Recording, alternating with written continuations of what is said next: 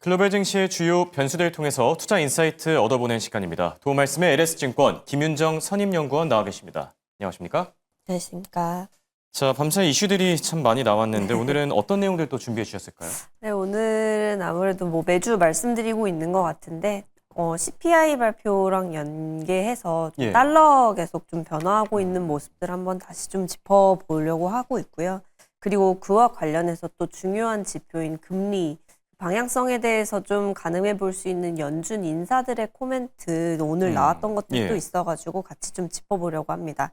그리고 이제 중국의 경기 지표들 이제 이번 주 월요일, 화요일 이렇게 이어져서 나왔었는데 그 부분도 좀 같이 짚어보는 시간 가지면 좋을 것 같습니다. 네, 지표들을 통해서 달러의 흐름 그리고 금리와 관련된 발언들 네. 이게 또 중국 내용들까지 체크해 볼까 하는데 우선 네. 달러 얘기부터 먼저 해볼까요? 최근에 네. 달러 인덱스 지금 많이 빠졌는데 98 중반까지 또 올라선 상태예요. 맞아요. 오늘 네. CPI가 발표되고 나서 상승폭이 더 확대됐는데 네, 맞습니다. 지금 상황을 어떻게 봐야 되는 걸까요? 일단은 방향성이 아예 틀어지는 거냐라고 봤을 때는 아직까지는 조금 신중한 입장이기는 합니다. 일단은 상반기 약세로 돌아섰던 배경이 예. 이제 트럼프 2기 정부 들어서면서 아무래도 마가처럼 진행이 되지 않겠는가라는 그렇죠. 기대감이 좀 꺾였던 부분이 상반기 약세의 영향이었는데요. 아직까지도 이제 관세 이슈로부터 이제 시장이 많이 좀 면역이 되기는 했습니다만 아직까지는 불확실성 요인으로 남아 있고 그리고 재정 적자 확대 우려 이런 부분들이 계속 좀 약세 요인으로 작용을 해왔었기 때문에 그 사실이 바뀐 거는 아니다 보니까 그렇죠. 이게 흐름상 상승 그 달러 인덱스의 뭔가 추세적인 상승으로 이어지기는 조금은 어렵지 않나라고 생각을 하고 있는데요. 이게 강달러나 킹달러로 갈 가능성은 좀 낮다라고 얘기하시는 거예요? 조금은 제한적으로 일단은 보고 있습니다. 네. 다만 이제 최근에 달러 반등 같은 경우는 고용 지표라든지 이렇게 경제 지표가 계속 좀 견조하게 나타나면서 예. 생각보다 이제 우려되었었던 이제 미국의 경기 침체라든지 이런 확률에 대해서는 조금은 기존의 시장 우려 대비했을 때에서는 많이 좀 낮아진 그 결과이지 않겠나라고 말씀드릴 수가 있겠고요.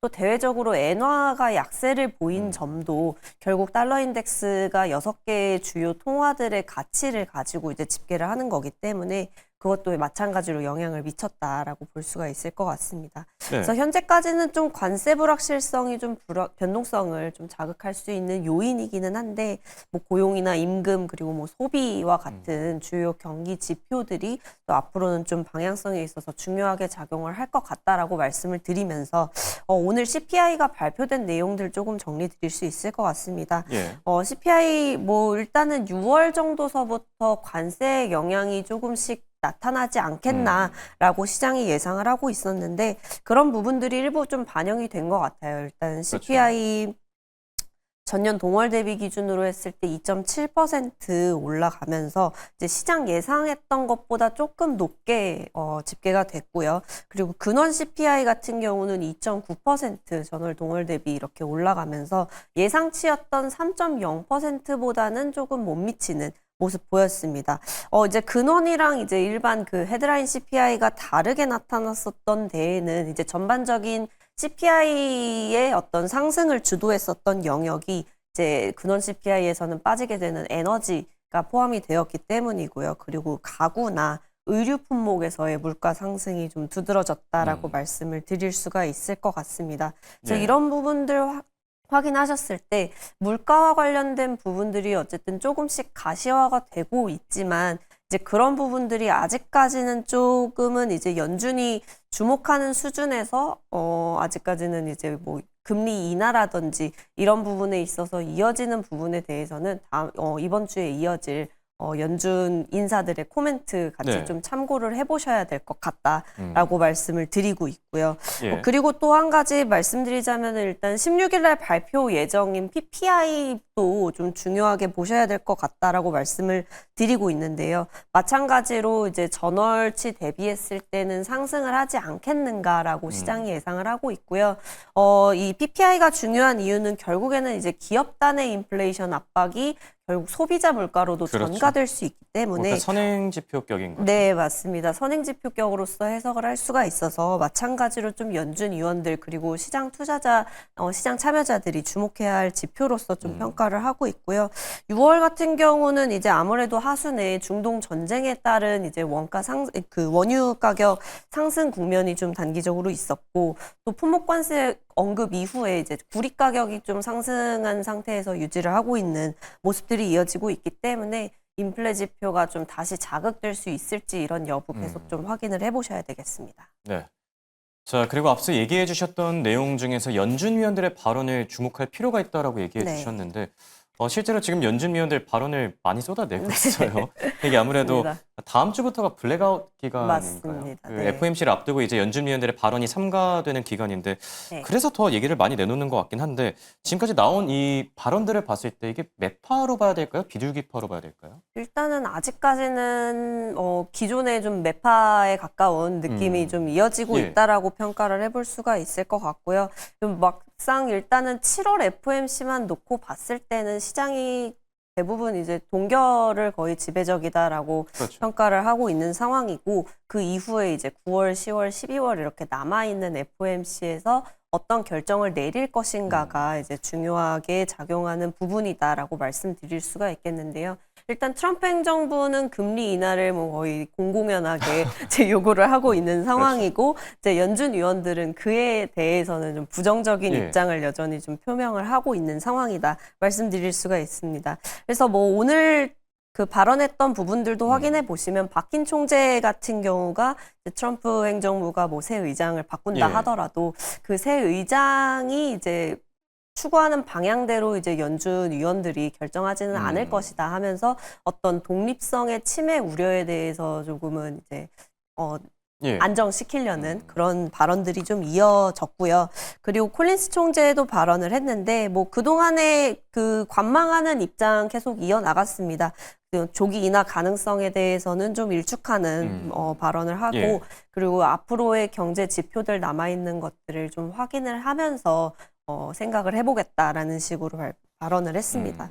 그래서 이번 주 연준 위원 발언들 이제 CPI 지표 발표 이후에 나온 것들이다 보니까 조금 예. 더 향후에 발표될 내용들 좀 더 중요도가 높다라고 생각을 하고 있고요. 블랙아웃 기간에 앞서서 물론 7월에 변수는 그렇게 많지는 않지만 이후 인하 가능성에 대해서 사실 CPI 발표 이후에 인하 가능성에 대해서는 조금 더 이제 낮게 전망하는 그러니까 인하를 좀 덜하는 예. 쪽으로 이제 시장이 좀 이동을 하고 있는데 그와 관련해서 이제 연준 위원들 발언도 이어질 수 있을지에 대해서 좀 확인을 해보시는 것이 좋을 것 같다 이렇게 말씀드리고 있습니다. 네.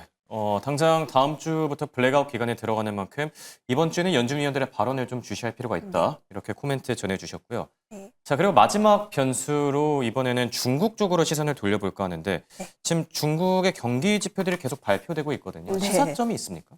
일단은 경기 지표 보면서 중국 같은 경우는 특히나 관세 영향에 의해서 얼마나 타격을 받고 있는가 혹은 뭐 지금 현재로서는 이제 무역 지표도 그렇고 뭐 그 제조업 지표도 네. 그렇고 예상치 대비 잘 나왔던 거는 지금 협상 단계에 어쨌든 있다 보니까 그때 이제 단기적인 좀 효과가 좀 있었다라고 평가를 해볼 수가 있을 것 같고요.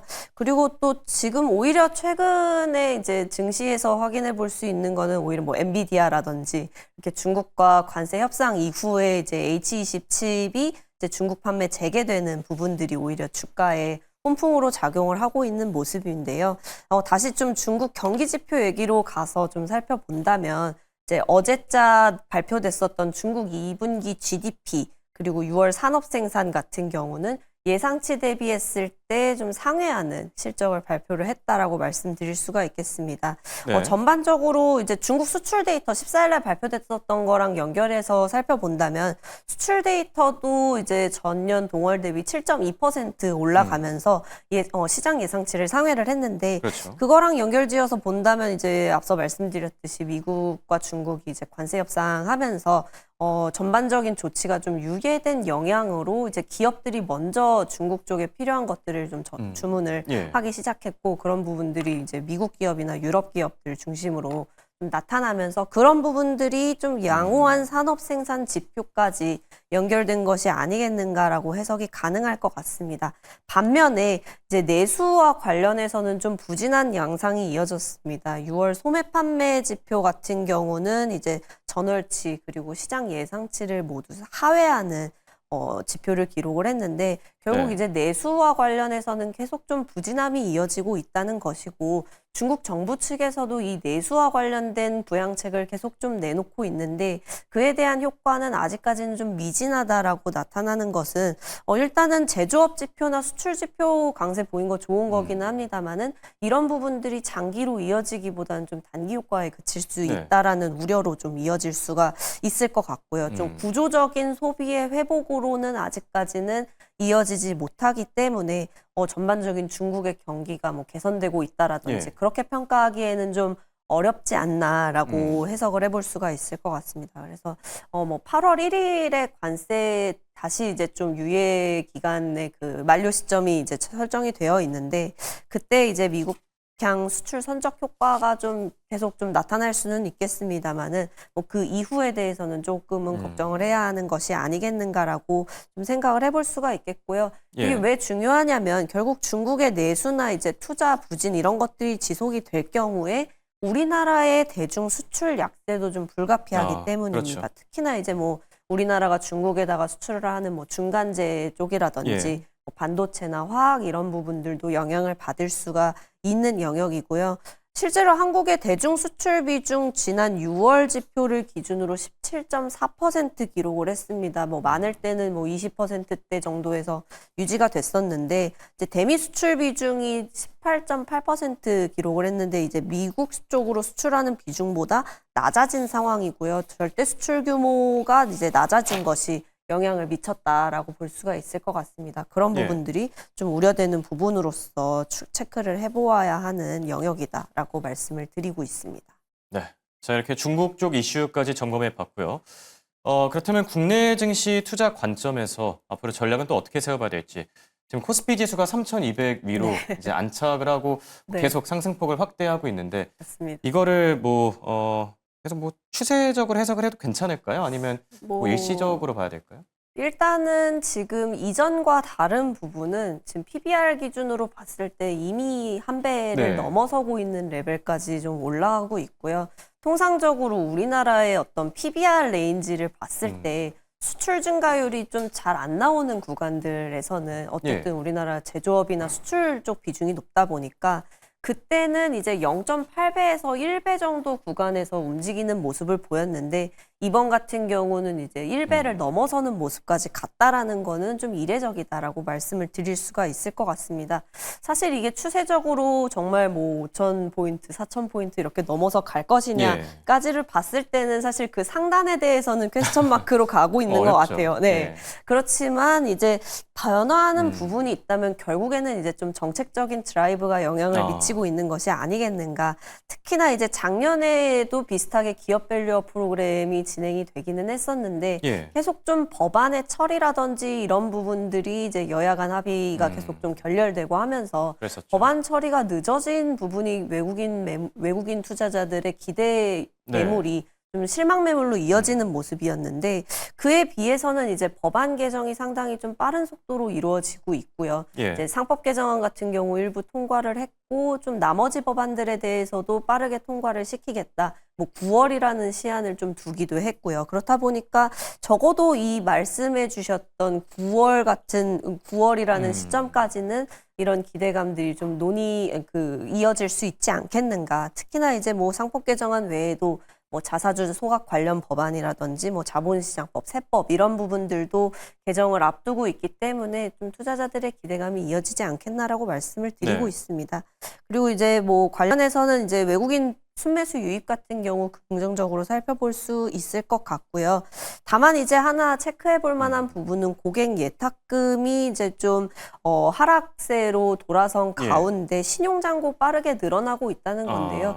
뭐 물론 이제 이런 부분들이 이제 금리의 방향이나 이제 대출금리 아무래도 하락할 걸로 예상이 되고 있다 보니까 그 부분이랑 연결이 되기는 하겠습니다만은 이제 뭐 그러니까 시장이 네. 너무 이제 과잉되게 이제 올라가는 그렇죠. 부분으로서도 해석이 가능하기 때문에 그 부분만 조금 체크를 해주시면 좋을 네. 것 같습니다. 자, 이렇게 건전한 투자를 위한 조언까지 잘 들었습니다.